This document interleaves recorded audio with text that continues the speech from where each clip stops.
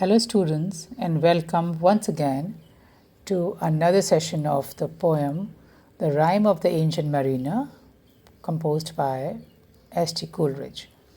And today we will do part 2. I'll give you the summary of part 2.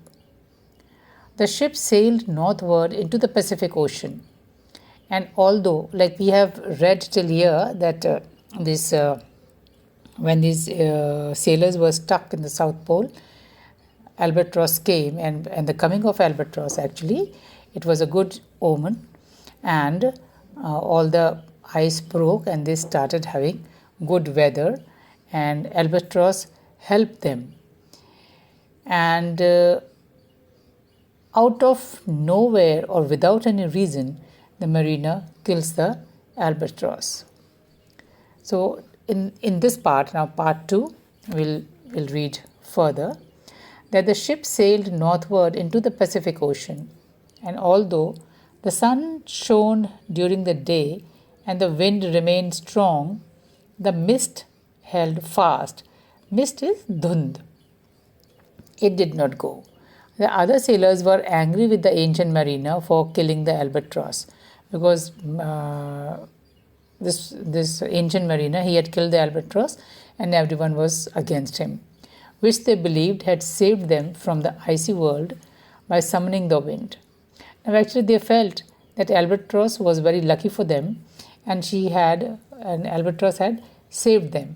And just because albatross was killed by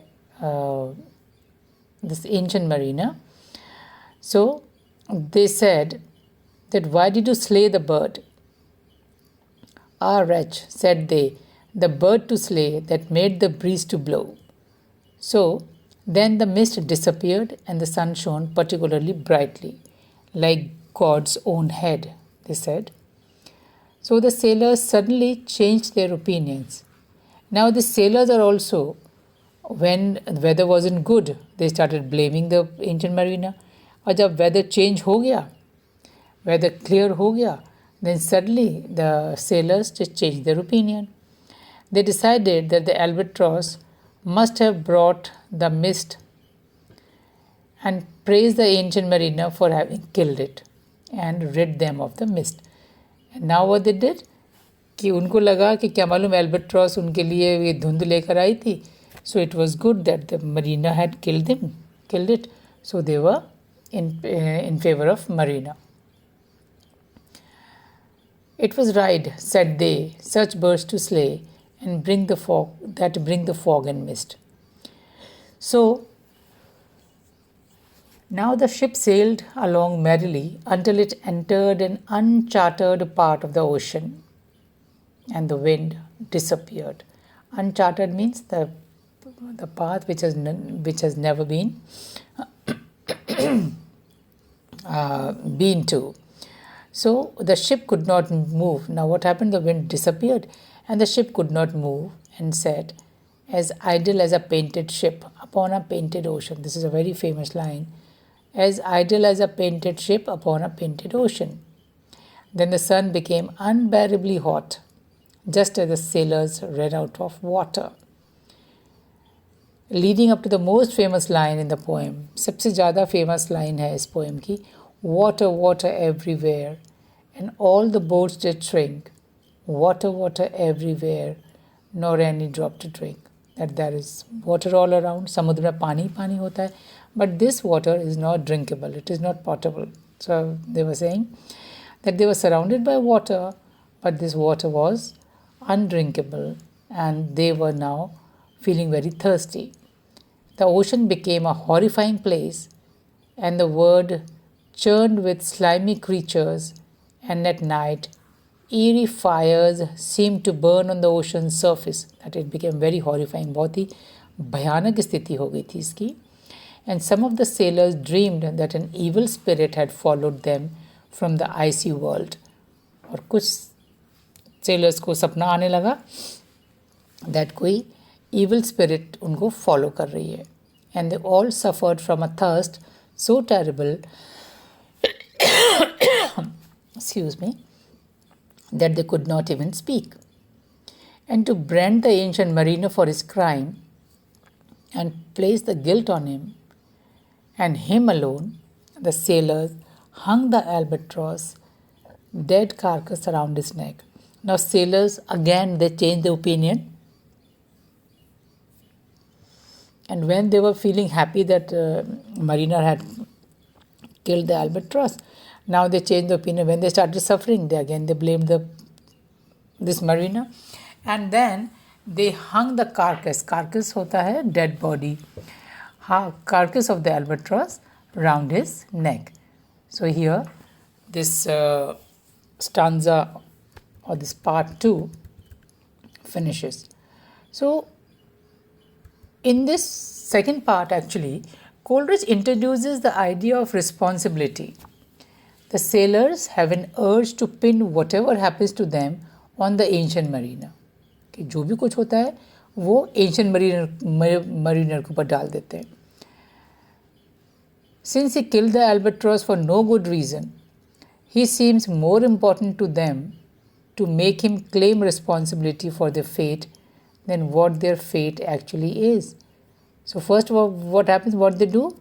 First they curse him for making the wind disappear, and then they praise him for making the mist disappear. So they always blame him for whatever is happening, they blame him.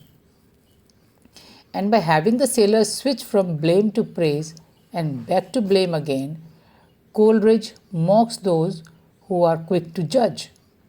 So the major theme in part 2 is actually the liminal space where plot twists occur or things begin to go awry.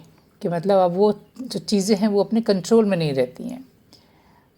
So the romantic hero, although he begins confident and with a clear mission, stumbles into a bewildering space where he struggles, and from which he emerges wizened and saddened. So, in this part 2, Coleridge there's a recall from part 1 that the ship's course is sunny and smooth until it crosses the equator and the storm begins. And the equator is the boundary between the Earth's hemispheres. Equator, which cuts the Earth into two equal parts. So,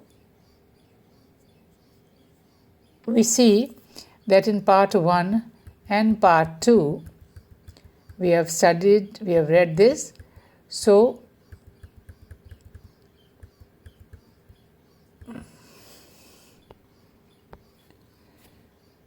when this mariner, when he kills the albatross, so it is a kind of a comment by Coleridge that how human beings, for no purpose, for no benefit, or maybe you can say for no rhyme and reason, they exploit nature, they kill nature, and nature, we should love nature and we should be a part of nature.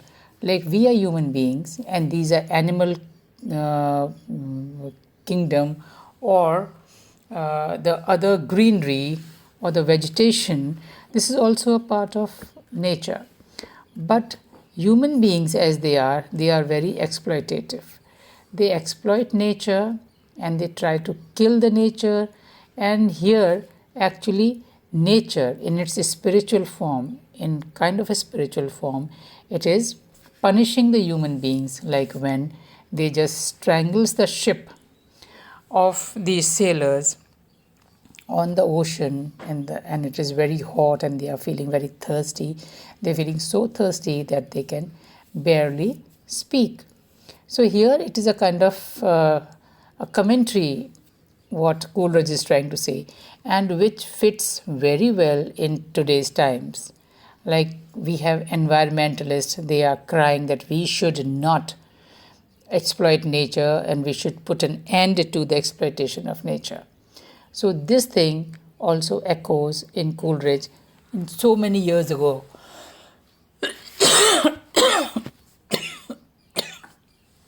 I'm sorry.